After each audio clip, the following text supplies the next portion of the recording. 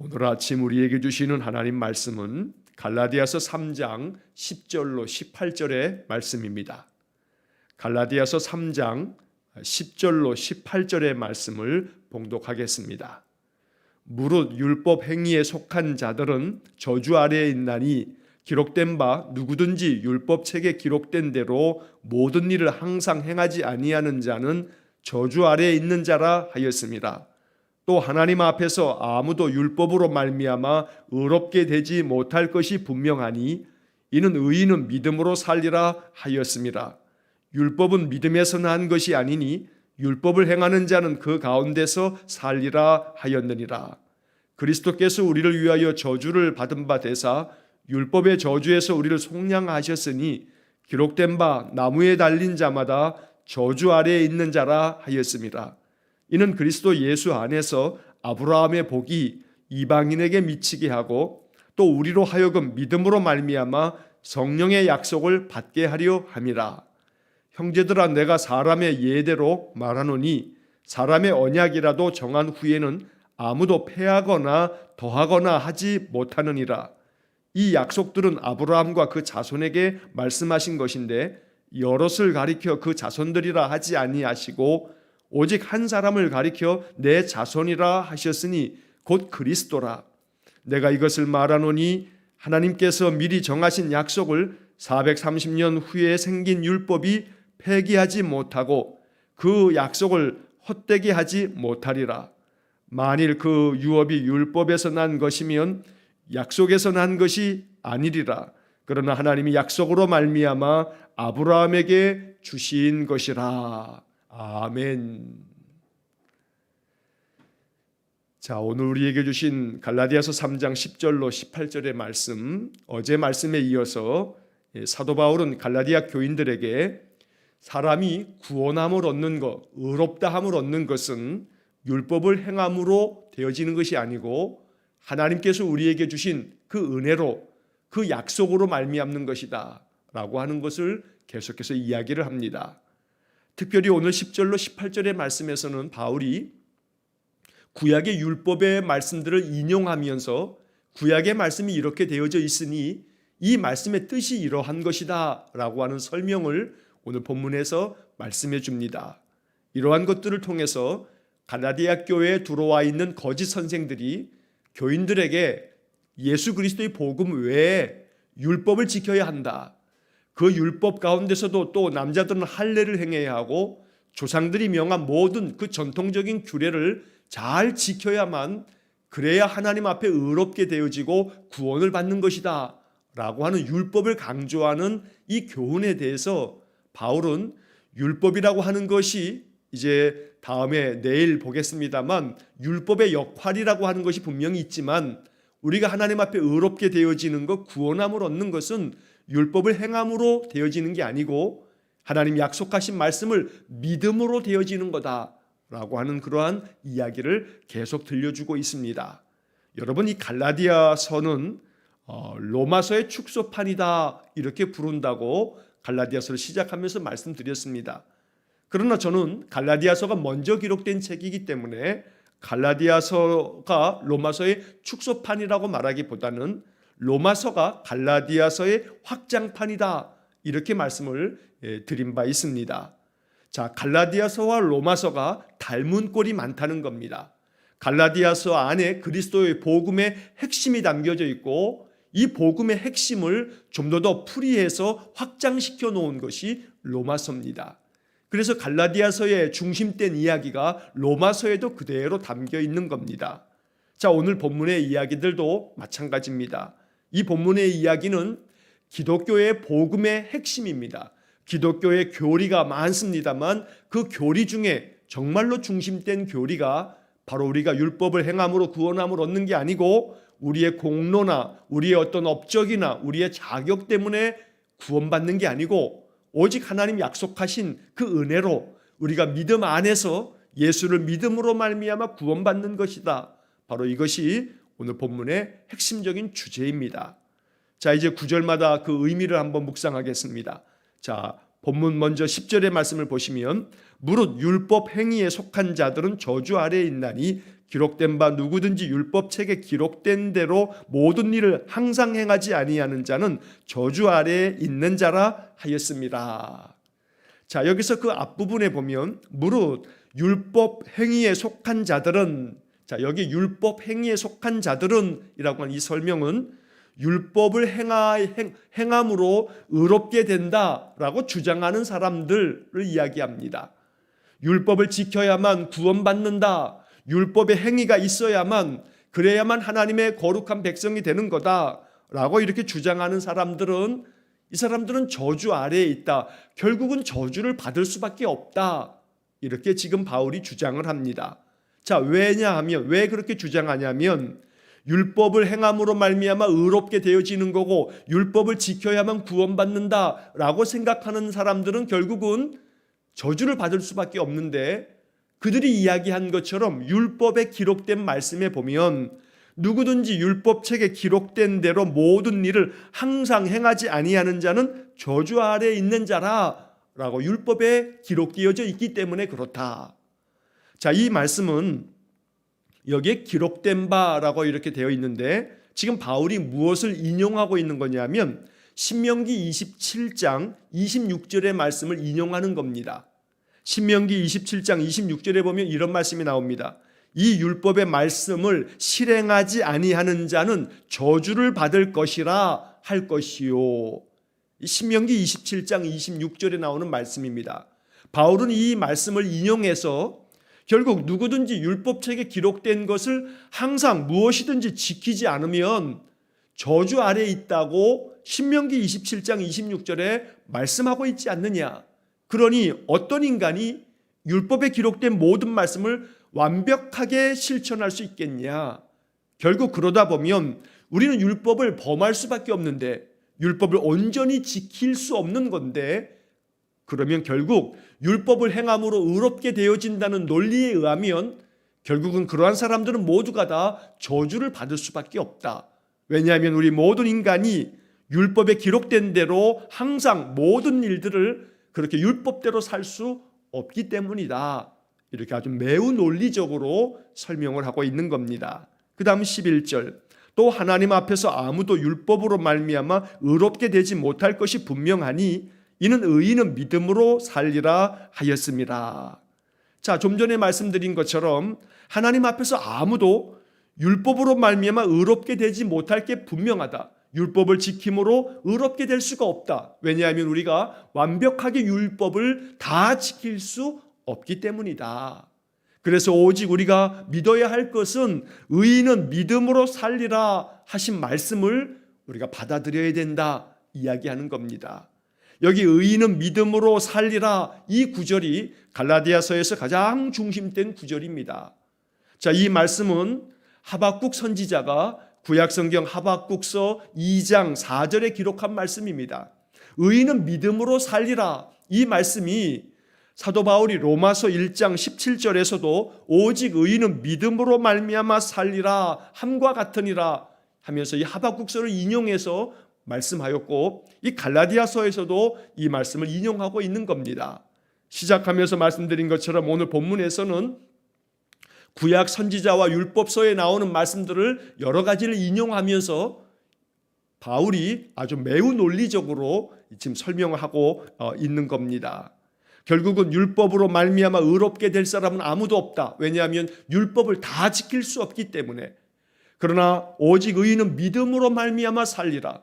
예수 그리스도를 믿으면 우리가 구원의 길이 열려 있기 때문에 그걸 통해서만 우리가 구원 얻을 수 있는 것이지, 율법을 지킴으로 우리는 더 이상 구원 얻을 자가 한 명도 없다고 말씀합니다. 자, 12절, 율법은 믿음에서 난 것이 아니니 율법을 행하는 자는 그 가운데서 살리라 하였느니라. 자, 이 12절의 이 구절이 좀 해석하기가 어려운 구절입니다. 자, 율법은 믿음에서 난 것이 아니다라고 하는 것은 율법이 믿음에서 나온 게 아니다. 이 말은 율법의 그 뿌리가 믿음에서 나오는 게 아니다.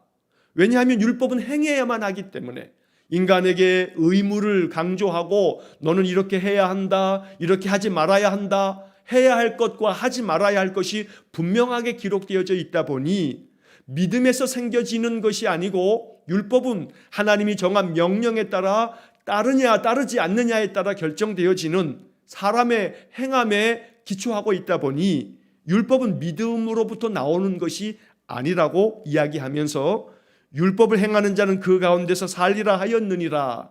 자, 여기 12절의 이 구절을 이해하려면 레위기 18장 5절의 말씀을 우리가 알아야 합니다. 자, 이 12절의 말씀을 하는 까닭은 레위기 18장 5절에서 이런 말씀이 기록되어 있습니다. 너희는 내 규례와 법도를 지키라. 사람이 이를 행하면 그로 말미암아 살리라. 나는 여호와이니라. 자, 유대인들은 또 이 갈라디아 교회에 들어온 거짓 선생들은 지금 이 레위기 18장 5절을 아주 굉장히 중요하게 여깁니다. 왜냐하면 너희는 내 규례와 법도를 지켜라. 율법을 지키라는 겁니다. 자, 이렇게 사람이 이 율법들을 행하면 그로 말미암아 살리라. 하나님이 이렇게 말씀하셨기 때문에 율법을 행하는 자는 그 율법을 행하는 가운데서 그가 살게 될 거다. 이렇게 사람들이 말한다는 겁니다. 자, 그래서 율법은 믿음에서 나온 것이 아니다. 율법은 우리가 이것을 행해야 된다. 행해야만 산다. 라고 이야기하고 있는 거기 때문에 믿음은 오직 예수 그리스도의 십자가의 그 은혜와 그 사랑을 받아들임으로써 구원함을 얻는 것이지만 율법은 하나님이 명하신 이 율법의 모든 규례와 법도와 명령들을 우리가 행하지 않으면 바로 우리가 구원을 얻을 수 없는 것이기 때문에 이건 믿음으로 나오는 것이 아니고 행함으로 나오는 것이다 라는 설명을 하고 있는 겁니다. 그래서 결국은 율법을 행하는 자들은 그 율법을 행하는 가운데서 살기 때문에 누가 이것을 다 행할 수 있겠느냐. 행하다가도 다 실족할 수밖에 없으니 우리는 결국 율법 아래에 의해서 저주를 받을 수밖에 없다라고 이야기를 합니다. 여러분, 율법이라고 하는 것이 유대인 랍비들이 구약의 율법들을 쭉 정리를 했더니 그 가지수가 613가지나 된다고 합니다. 그래서 우리가 일반적으로 율법의 가지수가 613가지가 되고 이 613가지의 가장 중심은 당연히 물론 십계명입니다. 십계명과 그 십계명에 대한 많은 규례들이 바로 613가지나 된다고 가르치고 있는 겁니다. 또 그 613가지 중에서도 정결 예식, 예를 들어서 신약 복음서에도 나오는 것처럼 바리새인들이 예수님의 제자들에 대해서 많이 비난했던 것이 왜 손을 씻지 아니하고 음식을 먹느냐, 뭐 이런 비난도 있지 않았습니까? 이처럼 손을 씻어야 된다든지 발을 씻어야 된다든지 정결해지는 그 정결 예식, 바로 그 정결법이 이 613가지 중에서 365가지나 된다고 합니다. 그러니까 이 613가지를 날마다 지킨다라고 하는 것은 거의 인간에게 불가능합니다. 그래서 결국은 너희들이 그 규례와 법도를 지키면 너희들이 살리라 라고 유대인들이 그토록 아주 철석같이 믿고 있는 레위기 18장 5절의 말씀대로 너희들이 한다면 너희들 그러면 저주를 받을 수밖에 없지 않느냐. 그러므로 구원함은 율법을 행함으로 얻을 수 있는 게 아니고 예수 그리스도를 믿음으로 그 십자가의 은혜로 우리가 구원함을 얻는 것이다 라고 하는 기독교 복음의 아주 핵심을 굉장히 논리적으로 지금 설명하고 있는 겁니다. 자, 그 다음에 13절 이하의 말씀, 13절과 14절 말씀에서는 예수 그리스도의 그 십자가의 그 은혜가 어떠한 축복이 되는 것인지를 바울이 설명해 줍니다. 자, 13절 그리스도께서 우리를 위하여 저주를 받은 바 되사 율법의 저주에서 우리를 속량하셨으니 기록된 바 나무에 달린 자마다 저주 아래에 있는 자라 하였음이라. 자, 여기서 그리스도께서 우리를 위해서 저주를 받은 바 되었다. 예수님이 우리 때문에 저주를 받으셨다. 왜냐하면 우리가 우리 죄 때문에 우리 스스로 죄값을 치르기 위해서 우리가 저주를 받아야 되는데 예수님이 대신 우리를 대신해서 저주를 받았다. 그래서 저주를 받으셨기 때문에 주님이 십자가에 달려 돌아가신 것이다 라고 설명하는 겁니다. 왜냐하면 율법의 저주에서 우리를 속량하셨으니, 자, 율법의 그 저주 아래서 우리를 건져내셨다는 겁니다. 구원하셨다는 겁니다. 이것은 기록된 바, 여기 기록된 바 하는 것은 구약의 말씀을 지금 인용하는 겁니다. 자, 구약 신명기 21장 23절의 말씀을 인용하고 있는데 신명기 21장 23절에 보면 그 하반절에 이런 기록이 나옵니다. 나무에 달린 자는 하나님께 저주를 받았음이니라. 자, 나무에 매달려 죽은 사람들, 나무에 매달린 자들은 하나님께로부터 저주받은 사람들이다. 이것이 신명기 21장 23절의 말씀입니다.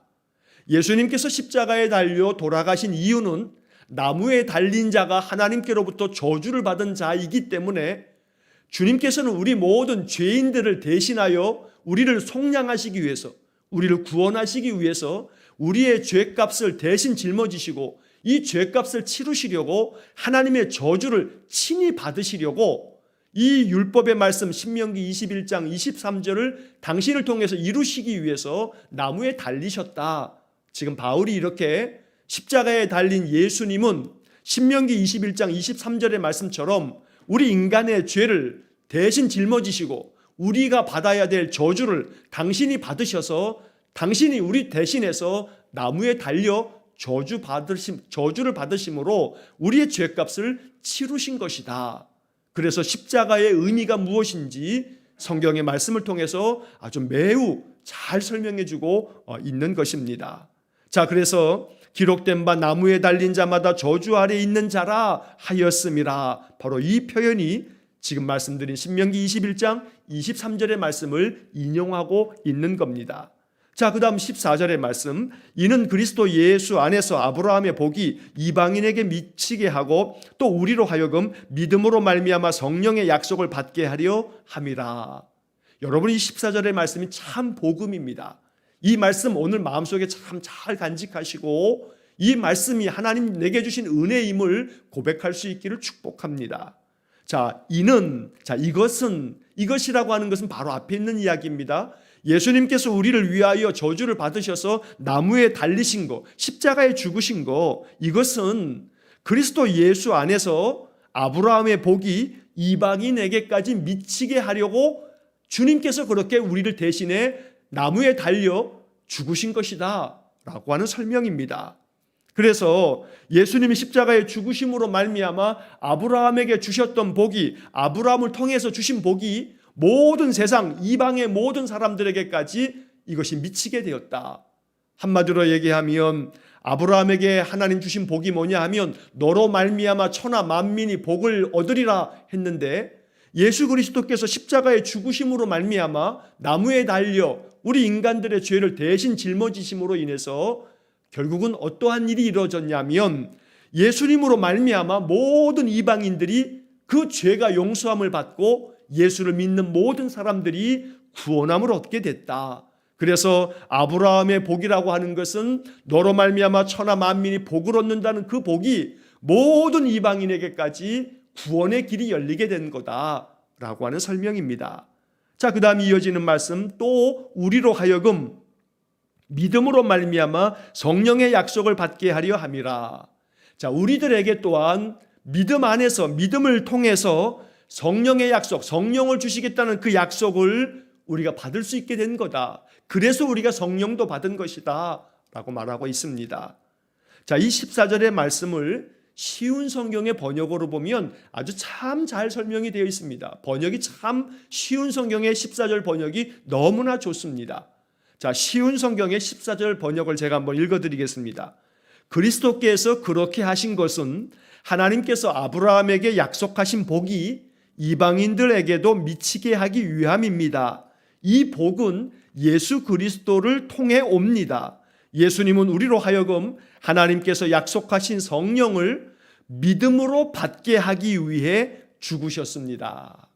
자, 예수님이 십자가에 달려 죽으심을 통해서 우리는 참으로 하나님께서 약속하신 성령을 믿음으로 받게 되었고 또 동시에 모든 이방인들에게도 구원의 길이 열려지게 된 거다. 이것이 이방인들이 얻게 된 복이다 라고 이렇게 14절을 통해서 말씀해 주는 겁니다.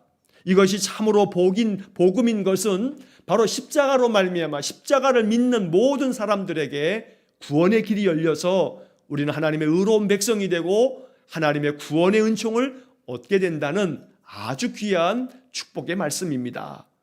그러므로 믿음으로 말미암아 성령의 약속을 받게 하려 함이라, 이 14절 하반절의 말씀을 아멘으로 받으셔서 정말로 우리의 믿음으로 말미암아 하나님이 약속하신 대로 성령을 우리에게 부어주시기를 간절히 축원합니다. 성령 충만해야 합니다. 그래야 우리의 마음이 굳건하게 섭니다. 성령 충만하면 마음이 흔들리지 않습니다. 마음이 더욱더 강하고 담대하게 우리의 인생의 삶을 살아갈 수 있습니다. 성령의 능력을 덧입어서 성령 안에 살면 성령께서 우리의 마음에 평안을 줍니다. 어떠한 일이든 감사한 마음으로 받아들일 수 있도록 만들어 주십니다. 성령께서 우리의 마음에 충만하시면 우리의 마음의 감정 또한 하나님을 의지하고 신뢰하기 때문에 내 마음의 감정도 평안합니다. 언제나 하나님께서 우리의 인생의 삶을 지켜주십니다. 그러므로 성령의 충만함을 입어야 합니다. 이것은 우리가 예수 그리스도를 믿음으로 말미암아 하나님 주시는 은혜입니다. 무엇을 행함으로 말미암아 성령 받는 게 아니고 예수를 믿음으로 이러한 복음의 말씀을 받아들임으로, 그래서 말씀 안에 거하고 말씀을 내가 믿습니다 아멘으로 화답할 때 내 마음속에 성령님이 주장하셔서 내 마음을 지키고 내 삶을 이끄시는 것입니다. 오늘 이 14절 하반절의 말씀처럼 우리로 하여금 믿음으로 말미암아 성령의 약속을 받게 하려 함이라. 오늘 이 말씀이 우리 안에 믿음으로 고백되어지기를 간절히 축원합니다. 자, 그 다음 이어지는 15절 말씀에 보면 형제들아 내가 사람의 예대로 말하노니 사람의 언약이라도 정한 후에는 아무도 패하거나 더하거나 하지 못하느니라. 자, 이 말씀이 무슨 뜻이냐 하면 사람의 예대로 말하노니 이 부분이 쉬운 성경 번역을 보게 되면 내가 예를 들어서 말하겠습니다 이러한 뜻으로 번역되어 있습니다. 자, 사람의 예대로, 여기서 예대로라고 하는 것은 예를 들어서 사람들이 말할 때 예를 들어서 말하는 것처럼 나도 예를 들어서 이야기하겠습니다. 예를 들어 말하자면 이러한 표현입니다. 그 다음에 사람의 언약이라도 정한 후에는 아무도 패하거나 더하거나 하지 못하느니라. 자, 이 이야기는 예를 들어서 한번 얘기해 봅시다. 사람들도 서로 약속을 하게 되면 이 약속이 정해지고 나면 그 약속에 아무도 패하거나 그 약속을 없이 하거나 무효라고 하거나 또 그 약속을 더하지 않지 않느냐. 사람도 약속을 하게 되면 그 약속대로만 지키는 거다. 예를 들면 여러분 그런 거죠. 계약서를 맺었어요. 자, 부동산 거래를 할 때도 계약서를 같이 쓰지 않습니까? 그래서 계약서를 이렇게 쓸 때 계약서대로 지켜지는 겁니다. 나 계약서 써서 그거 다 무효야. 무효라고 할 수가 없습니다. 이 계약이 성립이 되고 나면 무슨 일이 있어도 계약대로 진행되어지는 겁니다. 자, 여기서 이 15절의 이 말씀을 새번역 성경의 번역에 보면 좀 독특하게 번역을 해놨습니다. 어떤 사람이 적법하게 유언을 작성해 놓으면 아무도 그것을 무효로 하거나 거기에다가 어떤 것을 덧붙일 수 없습니다. 새번역의 15절 번역은 유언이라고 하는 단어를 사용해서 이 구절을 번역했습니다. 자, 사람이 아주 법대로 유언을 남기게 되면 그 유언에 대해서는 반드시 그 유언이 그대로 지켜지는 것이지 유언은 무효야 아니면 유언을 덧붙여서 이것까지도 유언이야 라고 할 수 없다는 겁니다. 자, 여기서 유언이라고 번역한 이유는 이 본문에서 사람의 언약이라도 했을 때 이 언약이라고 하는 말이 헬란 말로는 디아데켄이라고 하는 단어가 번역된 겁니다. 그런데 헬라어 디아데켄이라고 하는 이 단어는 약속, 언약이라고도 번역되기도 합니다만 또 유언이라고 번역되기도 합니다. 그래서 사람과 사람 사이의 디아데켄 이럴 경우에는 유언으로 번역을 하고 하나님과 사람 사이의 디아데켄 이랬을 때는 하나님의 약속, 언약이라고 번역이 됩니다. 그래서 쉽게 이야기하자면 지금 바울이 15절에서 이렇게 얘기하는 겁니다. 내가 사람들이 이야기하듯이 예를 들어서 설명하겠습니다.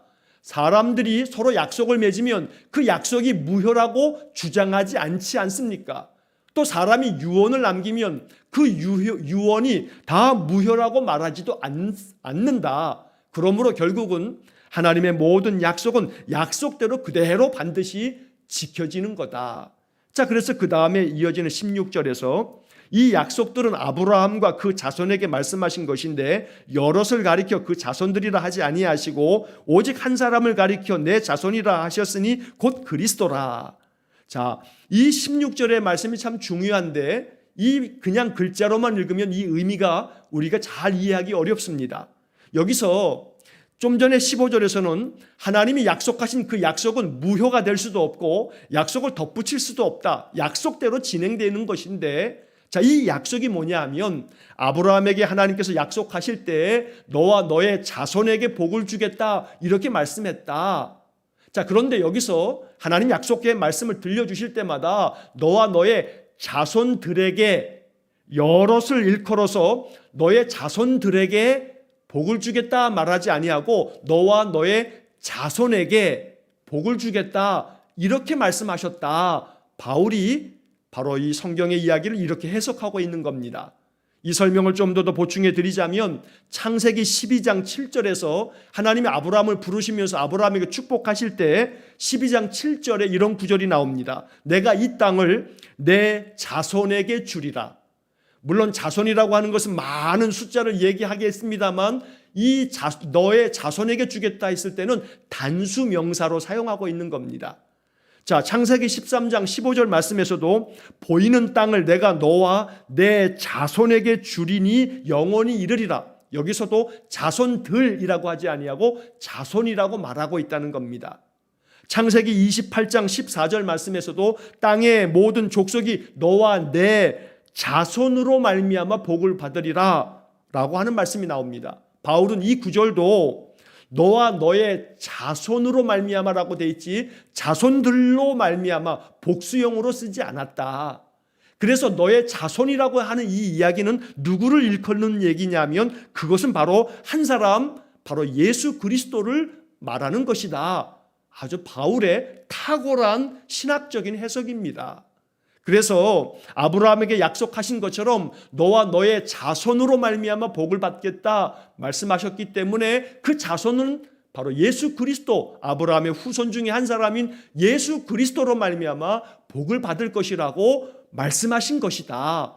이것은 율법에 대한 아브라함의 약속에 대한 바울의 참으로 탁월한 계시의 말씀을 받은 해석입니다. 그래서 아브라함의 약속이 그대로 진행될 것이기 때문에 예수 그리스도로 말미암아 복을 얻겠다는 말씀을 지금 이야기하고 있는 겁니다. 이어지는 17절 18절 말씀에서 내가 이것을 말하노니 하나님께서 미리 정하신 언약을 430년 후에 생긴 율법이 폐기하지 못하고 그 약속을 헛되게 하지 못하리라. 아브라함에게 이렇게 약속하셨는데 아브라함 이후에 430년이나 지난 후에 시내산에서 주신 그 율법의 말씀이 430년쯤이나 지나서 나중에 주신 말씀이다 보니 이 나중에 주어진 율법이 430년이나 훨씬 전에 아브라함에게 주신 이 약속은 무효야 라고 말할 수 없다는 겁니다. 약속이 먼저 세워졌으니 약속대로 진행되어질 수밖에 없다 라고 하는 그런 말씀을 주는 겁니다. 마지막 18절 만일 그 유업이 율법에서 난 것이면 약속에서 난 것이 아니리라. 자, 하나님이 이렇게 축복해 주시는 그 유업, 그 축복이라고 하는 것, 구원의 은혜라고 하는 것은 율법에서 만약에 난 것이면 약속에서 난 것이 아니리라. 이게 좀 어려운 번역으로 되어져 있습니다만 율법에서 나온 것이 아니라 약속에서 나온 것이다 라고 하는 그런 의미를, 이 말씀을 우리가 그렇게 해석해야 되는 겁니다. 이 율법이, 이 약속이, 이 축복이 구원함을 얻는 것이 율법을 통해서 나오는 것이 아니고 약속을 통해서 먼저 나온 것이기 때문에 하나님 약속처럼 그 후손 예수 그리스도로 말미암아 복을 얻겠다는 말씀처럼 우리가 예수를 믿음으로 구원함을 얻는 것이다. 율법에서 나온 것이 아니다 라고 하는 이야기를 해놓은 겁니다. 28절의 번역이 좀 어렵게 되어져 있어서 우리가 잘 이해하기 어렵게 되어져 있습니다. 마지막 그러나 하나님이 약속으로 말미암아 아브라함에게 주신 것이라. 한마디로 얘기하면 하나님이 아브라함에게 그 약속하셨는데 그 약속하셨기 때문에 약속을 지키시기 위해서 아브라함에게 주신 그 약속대로 우리는 아브라함 그 너와 너의 자손으로 말미암아 복을 받겠다. 그 자손이라고 하는 단수 명사처럼 그 자손은 예수 그리스도를 지칭하는 거다. 그래서 예수 그리스도로 말미암아 우리는 복을 얻어서 구원함을 얻는 것이고 의롭다함을 받는 것이다. 그래서 우리가 하나님의 거룩한 백성이 되는 것이라고 이야기를 하고 있습니다. 오늘 이 10절로 18절의 말씀은 구약의 많은 말씀들을 인용하면서 바울이 아주 논리적으로 오직 구원함을 얻는 것은 믿음으로 얻는 것이고 예수 그리스도의 값없이 주신 십자가의 은혜로 얻는 것임을 말씀해 주고 있는 겁니다. 오늘 이 말씀이 우리에게 깊은 교훈이 되어서 우리의 신앙이 예수 그리스도를 통해서 하나님 주신 약속 위에 세워지는 귀한 은혜가 있기를 축원합니다. 믿음으로 말미암아 성령의 약속을 받는다고 말씀하였습니다. 날마다 우리의 믿음으로 인해서 성령 충만한 삶이 되시기를 주의 이름으로 간절히 축원합니다. 기도하겠습니다.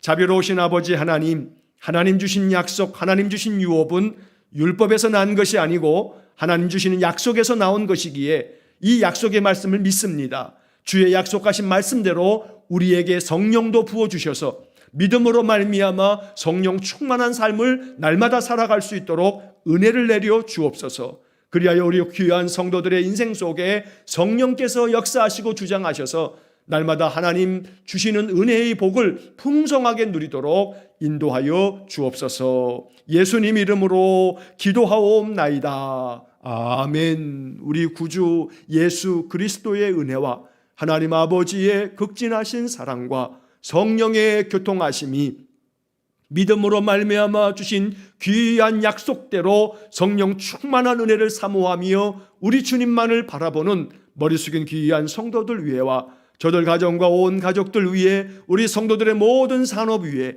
이제로부터 영원토록 함께 하시길 간절히 축원하옵나이다. 아멘.